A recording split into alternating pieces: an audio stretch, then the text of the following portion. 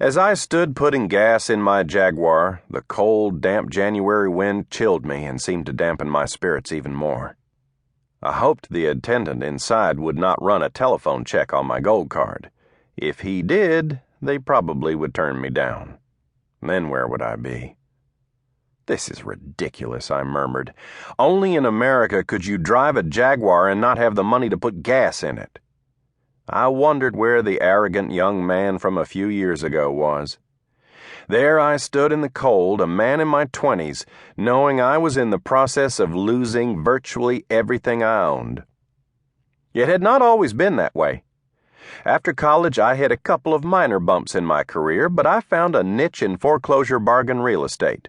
With a formal education in finance, a family background in real estate, and a burning desire to succeed, I had a head start on life. As my real estate business grew, everything I touched seemed to turn to gold.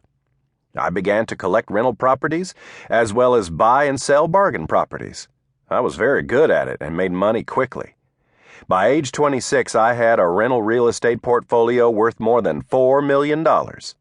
I had built a team of people to manage this growing company, and everything was moving perfectly. Or so I thought. My wife and I did all the exotic vacations, drove the top-name autos, and wore only expensive custom-tailored suits. You may be able to imagine that for a young man of 26, I thought I had it made. Financial independence. I had arrived at financial independence, that mystical place every young entrepreneur wants to reach. If I wanted something, I bought it, no thought required. I had done it honestly with hard work and intelligence, so what could possibly happen in paradise? Along with my knack for obtaining bargains, I had another talent.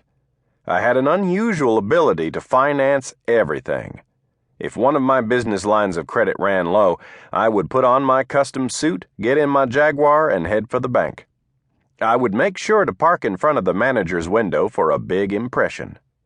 I had my financial statements, corporate strategy, and tax returns all bound for presentation. All this pomp and circumstance, combined with the fact that my deals always worked and enamored the bankers, and they loved to lend me money. We had every type of personal line of credit, business lines of credit, and equity lines of credit.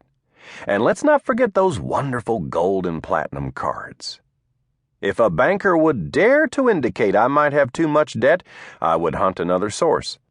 I have taken a $20,000 draw on a line of credit in a cashier's check, walked out of that bank and into another. With all the presentation explained above and a $20,000 cashier's check, I would establish a new relationship, which meant I would deposit my borrowed cash into their bank, promise to be a customer, and in return they would give me a new $100,000 line of credit plus every platinum card and personal line of credit they had. The sarcastic way that I am explaining this to you almost makes the process seem immoral. However, we were making money, and we had a bright future, so the banks wanted customers like us.